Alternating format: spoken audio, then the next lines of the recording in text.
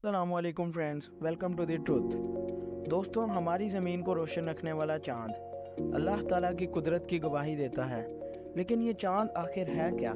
क्या इस कायनात में सिर्फ एक ही चाँद है जो हमें नज़र आता है? और अगर ये चाँद गायब हो गया तो इस दुनिया का क्या होगा? ये सब आप इस वीडियो में जानेंगे। दोस्तों, ये 7 जनवरी 1610 की बात है जब मशहूर एस्ट्रोनॉमर गैलीलियो अपने घर में टेलीस्कोप से रात के वक्त जुपिटर को देख रहा था।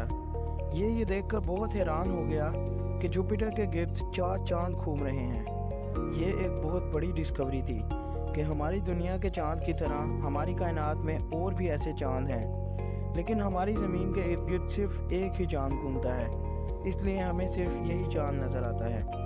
हमारी ज़मीन का चांद पत्थर का बना हुआ है, लेकिन कई चांद ऐसे भी हैं जिन पर गैस और बर्फ़ भी मौजूद है। दोस्तों, चांद की कोई खुद की रोशनी नहीं होती, बल्कि ये सूरज से रोशनी लेकर ज़मीन तक पहुंच जाता है। चांद कितना रोशन नज़र आता है ये इस पर डिपेंड करता है कि चांद, सूरज और ज़मीन के दरमियान में एंगल क्या है। अल्लाह ताला का ये कितना अच्छा निज़ाम है कि चांद, सूरज और हमारी ज़मीन मिलकर कितना अच्छा काम कर रहे हैं। दोस्तों, चांद हमारी ज़मीन से तकरीबन 3,84,000 किलोमीटर दूर है। लेकिन क्या हो अगर चांद गायब हो जाए? सबसे पहली बात तो ये है कि चांद के गायब होने से हमें आसमान में सिर्फ सितारे नज़र आएंगे और रात में बहुत ज़्यादा अंधेरा हो जाएगा। और जो जानवर और परिंदे रात के अंधेरे में जागते हैं, इनके लिए ज़िंदगी गुजारना बहुत मुश्किल हो जाएगा।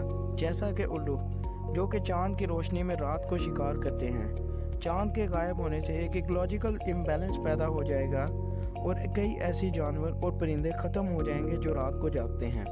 और दूसरी बात यह है कि समुद्रों पर इसका बहुत असर होगा। अब आप सोच रहे होंगे कि चांद का समुंदर से क्या ताल्लुक़ है। दरअसल चांद के अंदर एक ग्रेविटेशनल फोर्स है जो हमारी ज़मीन को अपनी तरफ खींच रही है। ये फोर्स इतनी ताकतवर नहीं कि ज़मीन को पूरी तरह अपनी तरफ खींच ले, मगर इसका असर ज़मीन पर पड़ता है। अब समुंदर की तरफ आते हैं। समुंदर का पानी रात को ऊपर आ जाता है, इसे हाई टाइड कहते हैं, और जब नीचे चला जाता है तो इसे लो टाइड कहते हैं। चांद इसी चीज़ को कंट्रोल करता है। दरअसल ज़मीन के जिस हिस्से को अपनी तरफ चांद खींच रहा होता है, वहाँ से समुंदर का पानी ऊपर आ जाता है। अगर चांद ना हो तो हमारे समुंदर का पानी बहुत नीचे चला जाएगा और इससे बहुत सी समुद्री मखलूक़ात ख़त्म हो जाएंगे।